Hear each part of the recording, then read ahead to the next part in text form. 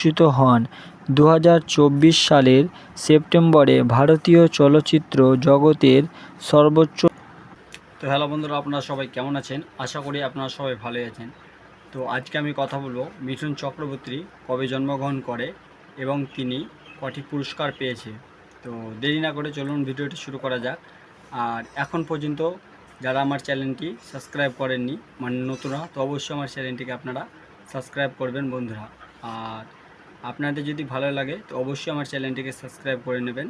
তো চলুন দেরি না করে ভিডিওটি শুরু করা যাক, আর আপনারা দেখতে থাকুন। মিঠুন চক্রবর্তীর জন্ম 15 জুন 1950 সালে। একজন ভারতীয় অভিনেতা, চলচ্চিত্র প্রযোজক, চিত্রনাট্যকার, উদ্যোক্তা এবং রাজনীতিবিদ, যিনি প্রধানত হিন্দি এবং বাংলা ভাষায় চলচ্চিত্রে কাজ করেছেন।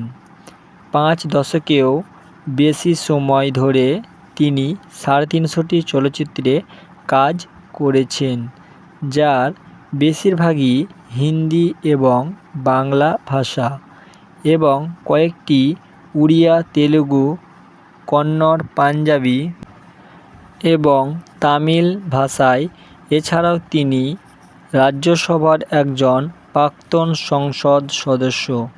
তিনি 3টি জাতীয় চলচ্চিত্রে পুরস্কার এবং 4টি ফিল্মফেয়ার পুরস্কার প্রাপক।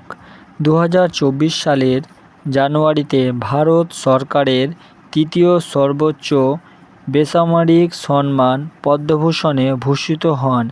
2024 সালের সেপ্টেম্বরে ভারতীয় চলচ্চিত্র জগতের সর্বোচ্চ দাদাসাহেব ফালকে পুরস্কারে সম্মানিত হন।